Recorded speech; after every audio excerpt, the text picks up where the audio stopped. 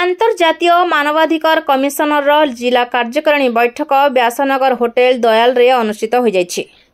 एही बैठक आरंभ महाप्रभु श्री जगन्नाथ निकट में पुष्पमाल्यार्पण और प्रदीप प्रज्वलन कर उपस्थित वरिष्ठ कर्मकर्ता मानकु पुष्पगुच्छ उत्तरीय दे संगठन तरफ संबर्धित कर जिला कार्यकारिणी बैठक में जाजपुर जिले में विश्व मानवाधिकार संगठन किपरि मजबूत हेब से विषय आलोचना होइतिला।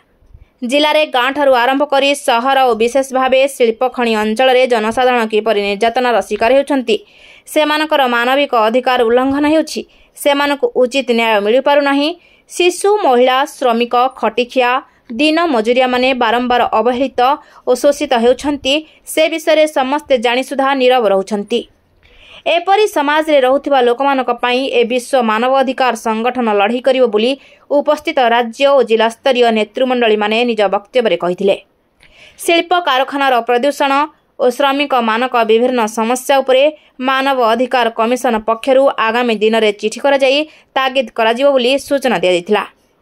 जेते बड़ राजनैतिक व्यक्ति विशेष हुअन्तु कि धनीशाली कि बाहुबली जीए भी गरीब लोक मानविक अधिकार छड़े नेबाकु चेष्टा करिबो ताकू आउ छड़ा जीवो नाही। जिला संगठन पहुंची ता विरोध में स्वर उत्तोलन करने सह न्यायिक लड़ाई करिबो।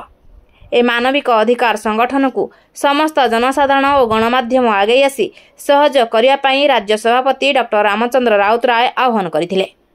जेउठी भी एपरि किछि घटना घटुछि तांका संगठन दृष्टि को आनिबा पई निवेदन करथिले।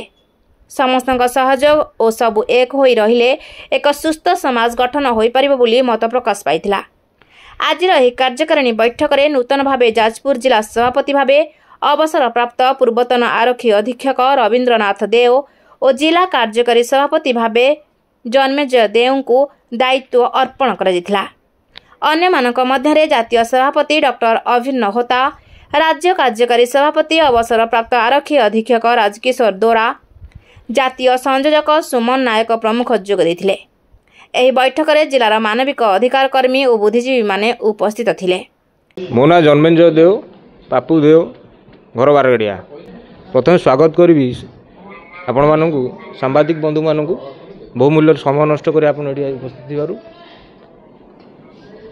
आज जो सम्मान आमको देइचंदी से अनेक गुरुजन अच्छा मु छोट छोट पिला हिसाब से सबुठ मुझे से समस्त पाखे कृतज्ञता जनाऊँगी। प्रथम कथा। द्वितीय कथा है आम जो संगठन आज आसिलु ताहा विश्व मानवाधिकार सुरक्षा संगठन। आरे मूल लक्ष्य है मानवर अधिकार को सुरक्षित करवा। ता पूर्व मु कहल के मानविकता निज भीतर जन्म करिया पड़िबो, नहले आपण मानवर अधिकार को सुरक्षित करि परिबे नाही। आह्वान करी जाजपुर प्रत्येक माँ मौसी भौणी गुरुजन मानू बुद्धिजीवी मानू युवक मानू विपुल मात्रा आम सहित सहयोग करंतु एवं मनुष्यर मौलिक अधिकार को ताकू पाइबार सहयोग करंतु। प्रथम थर कहि रखिया चाहे वर्तमान जो एठिकार खणी पानी आउ कहवा गले तोराणी भी सब विषाक्त हो सारी। लोक रोगरे मरुचंती। खणी खादान तांकर प्रकृत प्रोटोकॉल फॉलो करूना। एटी करप्शन बढ़ी बढ़ी चली।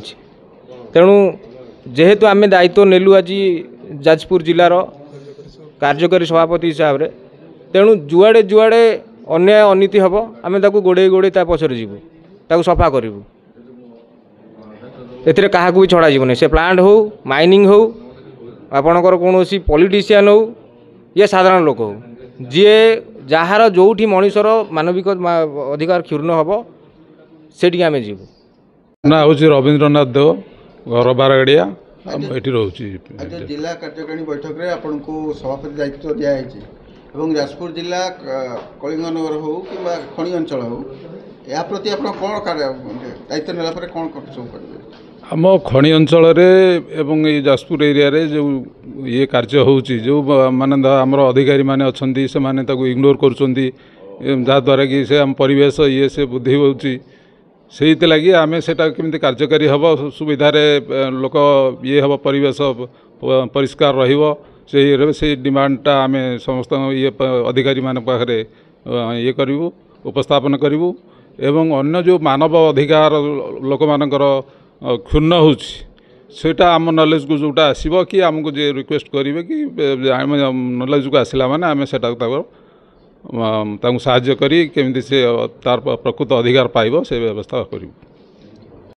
ମୁଁ ଡକ୍ଟର ରାମଚନ୍ଦ୍ର ରାଉତରାୟ, ରାଜ୍ୟ ସଭାପତି ୱାର୍ଲଡ ବିଶ୍ୱ ମାନବାଧିକାର ସଂଗଠନ ଭୁବନେଶ୍ୱର।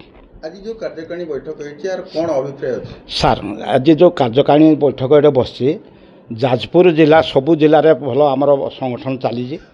ଯାଜପୁର ଜିଲ୍ଲା ମୋତେ ଟିଭି ମାଧ୍ୟମରେ ଆପଣମାନଙ୍କର ଟିଭି ମାଧ୍ୟମରେ ମୁଁ ଯେଉଁ ଶୁଣିବାକୁ ପାଉଛି ବା ଦେଖିବାକୁ ପାଉଛୁ, ଯେତେ କଦର୍ଯ୍ୟ କଥା ଯେତେ ସବୁ ଜିନିଷ ଗୁଡ଼ାକ ଯାଜପୁରରେ ବହୁତ କ୍ରିଏଟ୍ ହେଉଛି, ତାକୁ ଦମନ କରିବା ପାଇଁ ତାକୁ ଦବେଇ ଦେବା ପାଇଁ ଆମର ଏ ସଂଗଠନ ଆବଶ୍ୟକତା ମନେ କରୁଥିବାରୁ ଏ ଯାଜପୁର ଜିଲ୍ଲାକୁ ମୁଁ ସ୍ଥିର କଲି।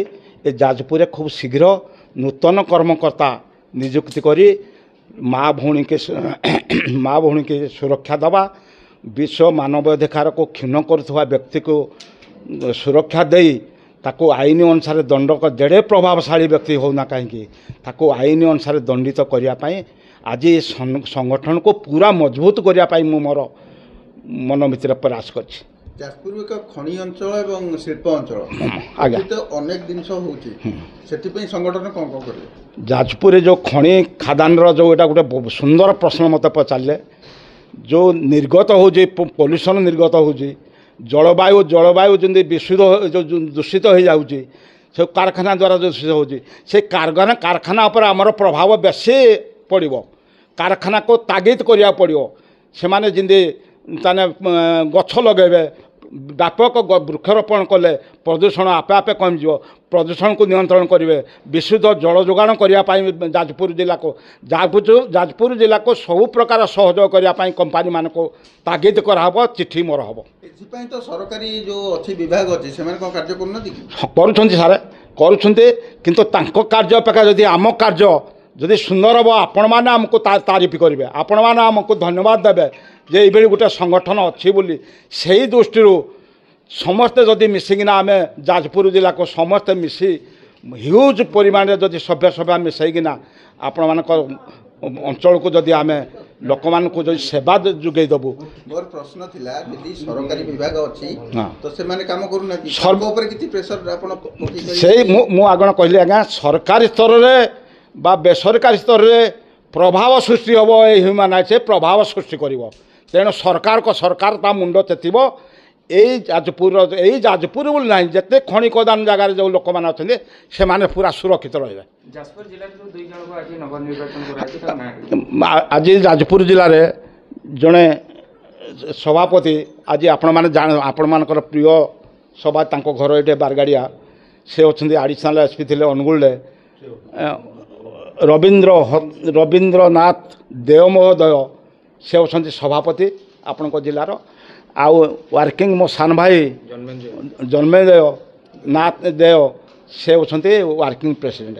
ୟା ପରେ ସଭ୍ୟ 4000ରୁ ଉର୍ଦ୍ଧ୍ୱ ସଭ୍ୟ ସଭା ଆପଣ 2 ମାସରେ ଦେଖିବେ। ଏଇଟା ହେଲେ ଗୋଟେ ଜେନେରାଲ୍ ମିଟିଂ କରିବେ, ଆପଣଙ୍କୁ ଡାକିବି। ପ୍ରଥମେ ଆପଣମାନେ ଟିକେ ପ୍ରସାର, ଆପଣମାନଙ୍କର ସହଯୋଗ, ମୁଁ କରିଦେବି ଯେଉଁ ମୁଁ ଶବ୍ଦ ମୁଁ ହେଟା କହୁନି, ଆମେ ସମସ୍ତେ ମିଶି ଆପଣମାନଙ୍କର ସହଯୋଗ ମୋର ବେଶୀ ଦରକାର। 90% ସହଯୋଗ ମିଡ଼ିଆମାନଙ୍କର ମୋର ଦରକାର। ବ୍ୟୁରୋ ରିପୋର୍ଟ, ଦ୍ୟୁତି ଚାନ୍ଦ, ଟିଭି।